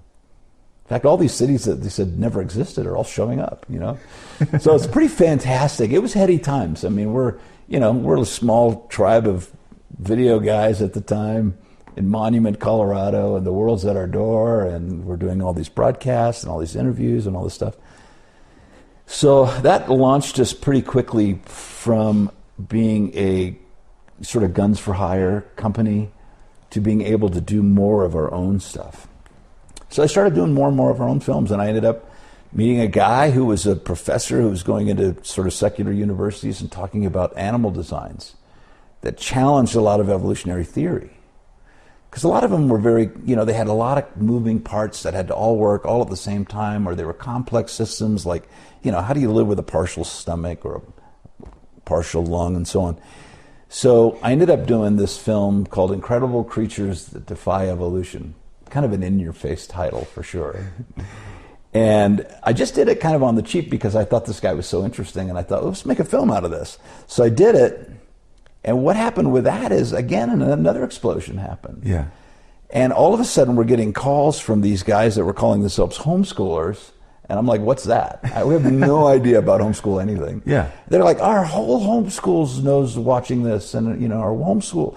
So it ripped through that movement really quick. Because what happened was Christian parents were sending their kids off to secular high school and universities.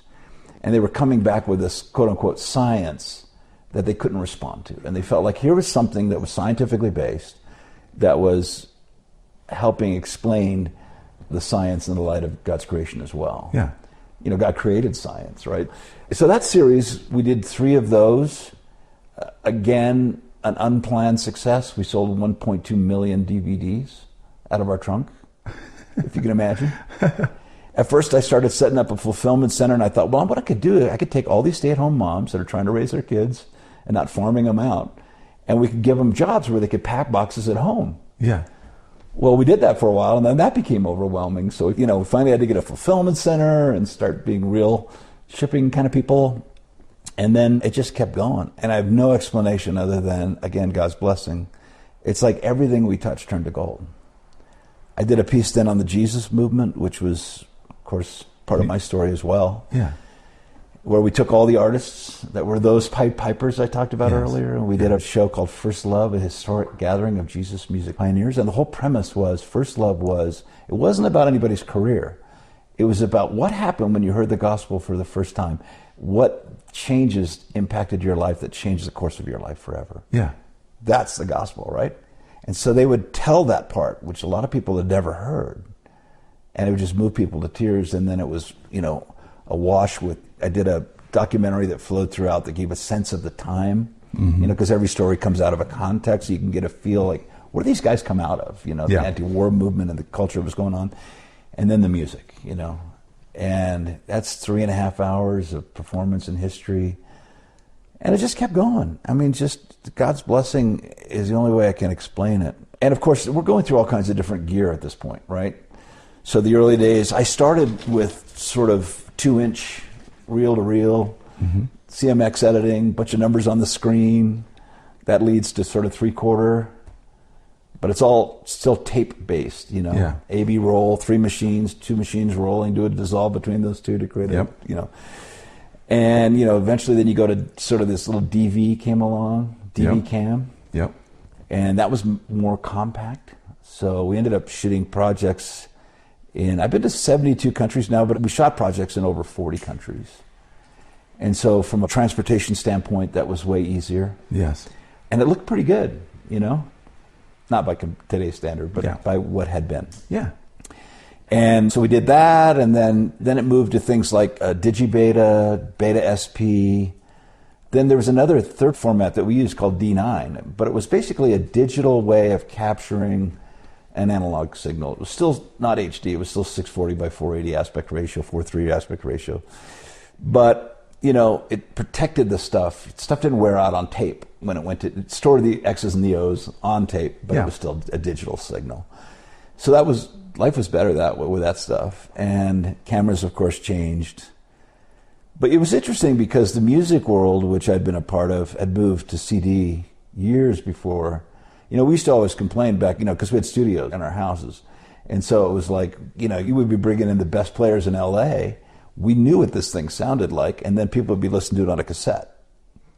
And you'd be going, what are we working so hard for, Yeah, But when CDs came along, it was much more of a true representation. Yeah. But in the film world, that didn't happen till way later. The whole idea of DVDs came way later. Yeah. So in our business, we started out selling VHS tapes, and then we started selling DVDs. Now those are long gone in the digital world. So fortunately now things look a lot more as they were intended, and the public can see the beauty that was really captured. And it's a visual medium, it needs to be that way, So that's been a lot of fun. And so, we've just continued to do my journey. So one of the things I'm throwing back to my young life here, I learned to pay attention to the lessons. It's one of the things I learned as a young man. Yeah. So Cy and I walked in my front door, literally. That was my first project. Incredible Creatures walked into my front door. I met this guy, right? Yeah. I would never teach this, but every single project I did walked into my front door. And I remember the last one that I did, which I was up for a Grammy last year for. It was called Portraits of Colorado, The Making of a Modern American Symphony, with Charles Denler, which we did a podcast on that as well. Yes. I remember when that was done, I told Nelly that may be the last thing I ever produce, because I'm going to honor this process. This is my process. I'm not going to say this is everybody's process. Yeah. This is my journey, So that's how God's worked in me, and I'm just going to pay attention and honor that. And so that's what I've tried to do. And, the blessings of my life, and I look back, and we've raised our boys here, and they love Colorado. And, of course, family's number one, absolutely. But, for me, I look back, and I found a couple scriptures that really labeled what I did. Can I share them? Yeah, absolutely. All right, so there's two. So the first one was the whole dead men don't have rights. Yeah. So this is Philippians 3:7. But whatsoever were gains to me, I now consider loss for the sake of Christ. What more, I consider everything a loss because of the surpassing worth of knowing Christ Jesus my Lord, for whose sake I've lost all things. I consider them garbage, that I may gain Christ and be found in him, not having a righteousness of my own that comes from the law, but one that comes through faith in Christ, the righteousness that comes from God on the basis of faith. I want to know Christ, yes, to know the power of his resurrection and participation in his sufferings, becoming like him in death, and so somehow attaining to the resurrection of the dead, Philippians. So that beautifully describes what I went through as a young man. I didn't have a handle on that scripture back then, but I read it now. And now looking back, there's one more that speaks to my heart. Peter began to say to him, look, we've left everything and followed you. Truly I tell you, said Jesus, no one has left home, brothers, sisters, mother or father or children or friends, for my sake and the gospel, will fail to receive 100-fold in the present age.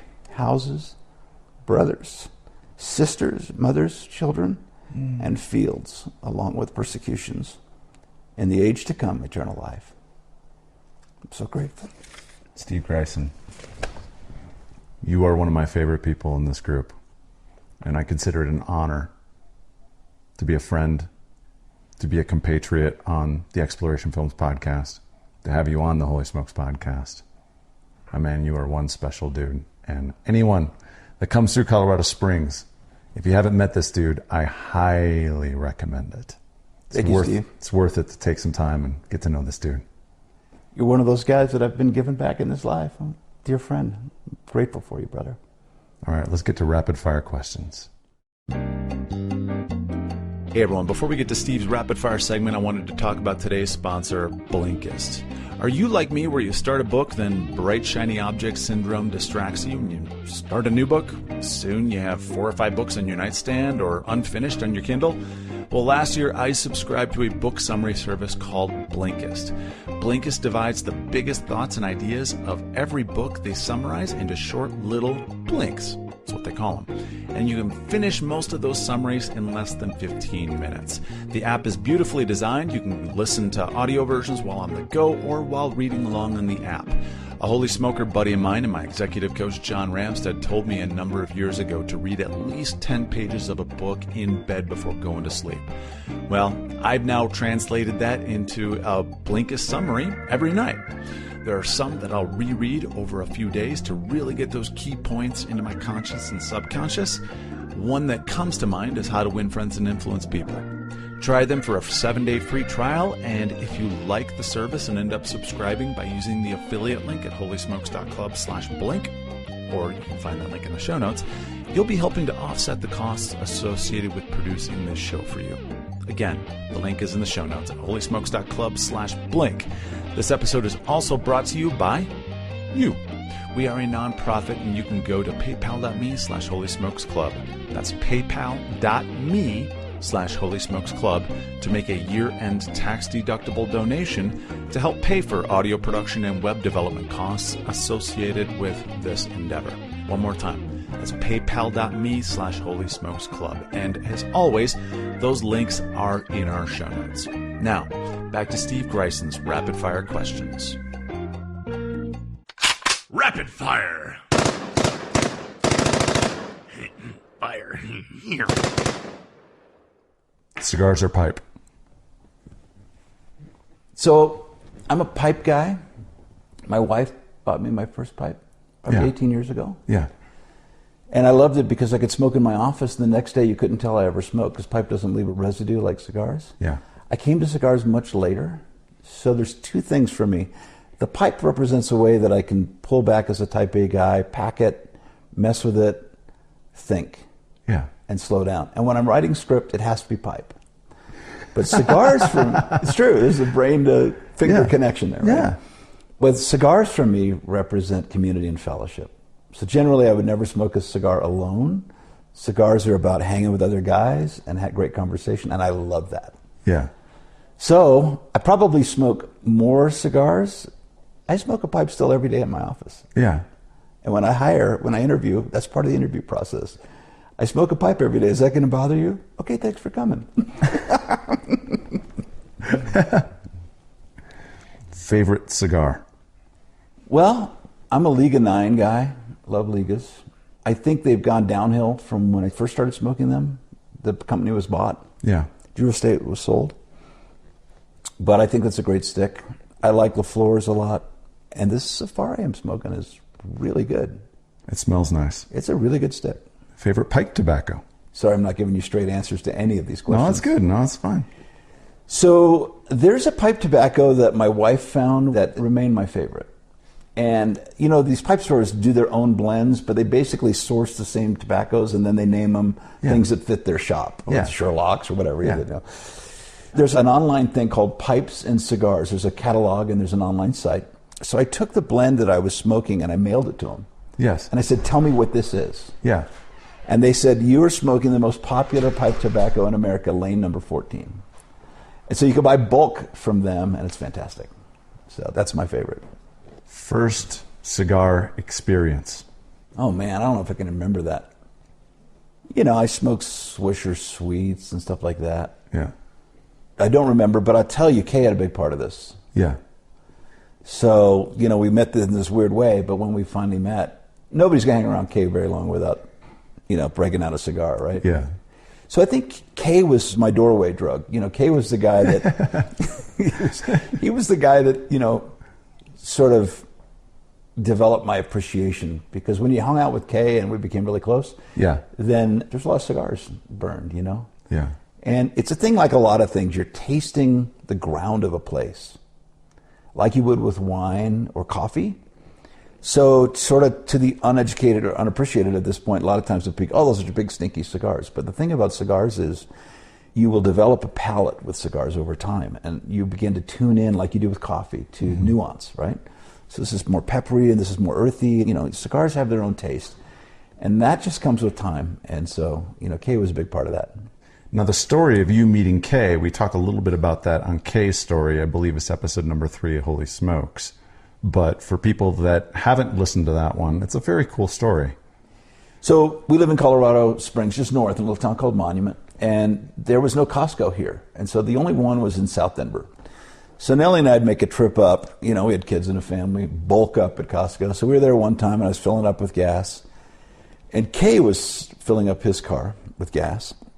And we're both similar. We both love people, never met a stranger. So like, hey, what are you doing? And, we start chatting it up, just random. Yeah. So we have a 2-minute conversation. He hands me his card. I'm looking at his last name going, that's a weird last name. And then I come home and throw it away, just another guy you met, right?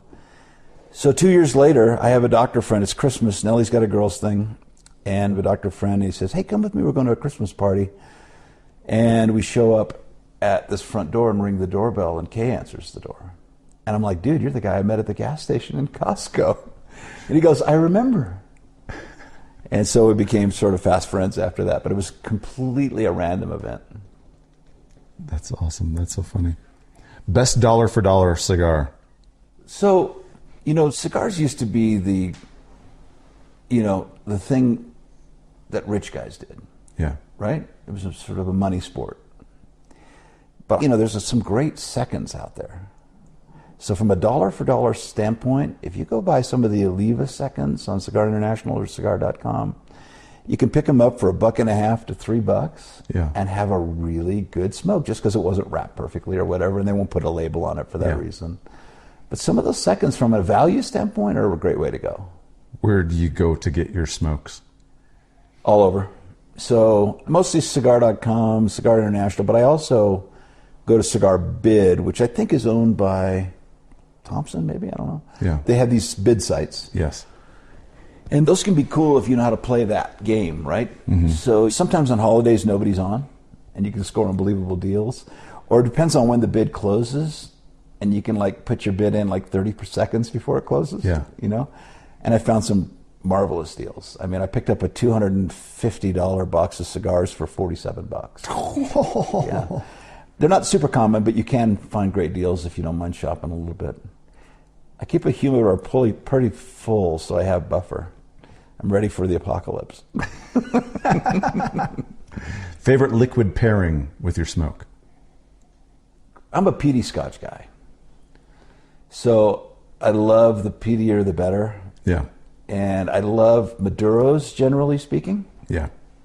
So a stronger Maduro cigar, to have a peaty Scotch, breaks it up so nicely, sort of refreshes your palate, and again, you're sipping it. And then I came later to bourbons, and there's some really, really good bourbons. Again, I'm not giving you a straight answer, but hey, there you go. No, it's I'm good. I'm a Lagavulin 16 #1 peaty Scotch. But then I love Lefroy and Ardbeg and other ones. So. Most memorable cigar or pipe experience?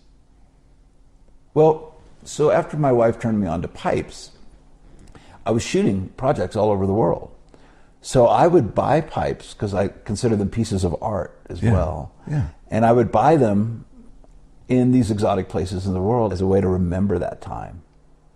It's a great idea. So I own 70 pipes by remarkable craftsmen. Yeah. And they, for me, are just a fun way to remember good times. So that's my best experience. Marvel or DC?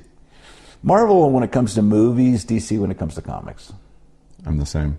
Star Wars or Star Trek? Well, I grew up in the early days of Star Trek on television, Captain Kirk and, the early one. So that blew my mind. So I don't think anything has had an impression on me like that since. And then I was the very first Star Wars. I saw the Grauman's Chinese in Hollywood, and in that franchise, I don't really keep up with anymore. Yeah. Like the stories migrated away. So but the early days were big impact. Favorite food? Oh, that's really tough. So where I grew up in Hong Kong, which is in the southern area of China, is the best Chinese food on the planet.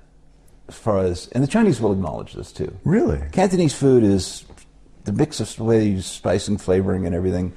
And Hong Kong in particular has become an amazing place for food. There's restaurants there that will hold 3,000 people. Oh my God. That's unbelievable. So I see food in sort of two categories. I see sort of Asian food, but I love Indian food. I mean, shot a lot in India, and as long as it's cooked well, I'm good, And I could spend the rest of my life in Italy growing to 700 pounds because Italian food is spectacular, you know?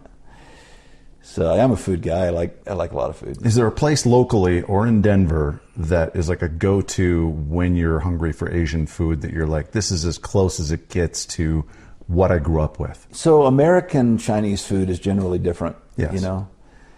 But there's 2 dim sum places in Denver that are pretty authentic and pretty good. And if we're up there, we can grab those a couple of times, and it's really good. Dogs, cats, neither, or both? I think cats are useful for things like sale cats and target practice, but I'm just that guy, you know. I'm a dog guy. So I grew up with dogs. So I lived on a missionary compound that was about 10 acres. Basically in Hong Kong, this is unusual to have actually a house. Nobody has a house. It's all high rises. Yeah. So 10 acres because it was a Bible school grounds, and we had kenneled, trained guard dogs that were released at 10 o'clock at night, German Shepherds, and patrolled all night. And then we had personal German Shepherds and other dogs as pets. My dad was a dog guy, and it gave me a love for dogs. And I've had some amazing, amazing dogs. So I'm a dog guy. Nickname in college or growing up? So I'm a connoisseur of ice cream, so they called me Greis cream. And I would eat it all over the world. Yeah. My Danish roots coming back out, but, loved ice cream. My last name took a lot of hits, Greaser, when I was, junior high days, Favorite book not titled The Holy Bible? Well, I'm not a book guy. Okay. I'm a film guy. Favorite films, then? Man, I haven't prepared for that one, but I loved a lot of Mel Gibson's stuff. Patriot, We Were Soldiers, spectacular film. I tend to gravitate toward great story. Mm-hmm. I'm less interested in special effects and technology. I would have been maybe when I was younger, but now it's all about really great story. And I think there's really a lack of great stories when I look at films today. There's so much repeats and repurposing and Part 17 because Hollywood's just sort of banking on the money part of that. But one of the reasons I fell in love with documentaries was because growing up in Asia and seeing real life that was more interesting than any Hollywood script could ever write. I love the realness of a documentary that told a true story. So. Favorite kind of cheese?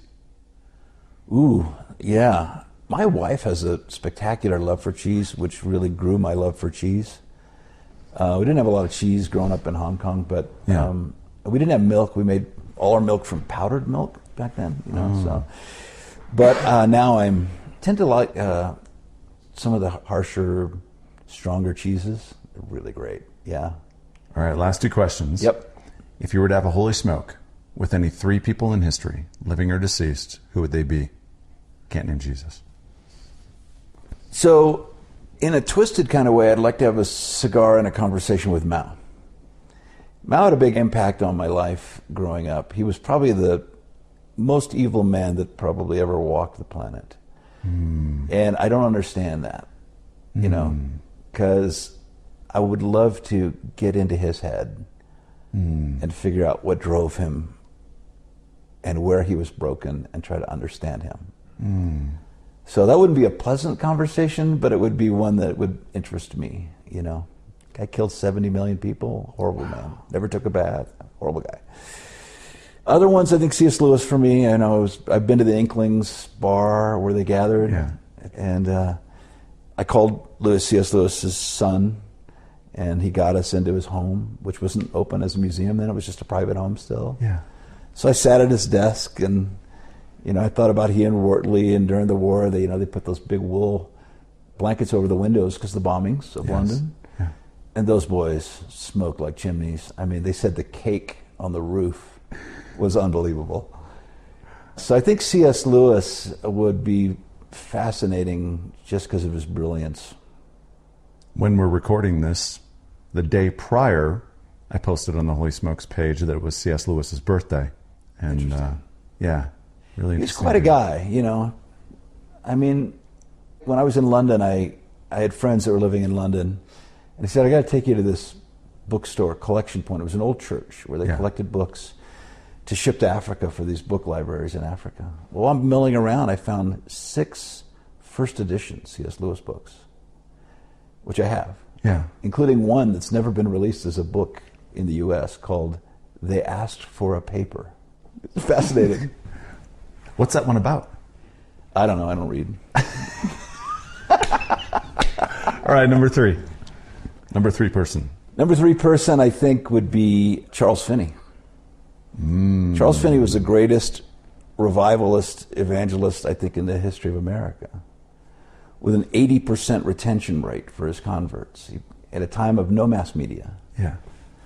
And you read the stories of him walking in, filled with the Holy Spirit, into New York City, and people would fall to their face and begin repenting, and come to his meetings and want to come to Christ. And he said, "You're not ready. Go sit on the waiting bench over there." And he would preach and said, "Till you have a full understanding of what you're committing to." Wow. He was a hard man in some ways. Yeah. His gospel was hard. Yeah. Because he had to mean it, right? Yeah. But what he did was absolutely stunning and amazing. And he's a tough read, I think, for people. Yeah. But I think he'd be fascinating to talk to. All right, last question. If we're to meet 1 year from today, and I got a bottle of champagne, what are we celebrating? I hope we're celebrating the fact that there's been another move of God in culture. Like, I got to experience the Jesus movement, which swept thousands of kids into the kingdom. I hope we're celebrating that there's another time and another place and a new thing that God's doing that's impacting all our kids and our grandkids. I think that'd be worth toasting. Steve Greisen, thanks for being on the Holy Smokes podcast, buddy. My pleasure, bro. Love you.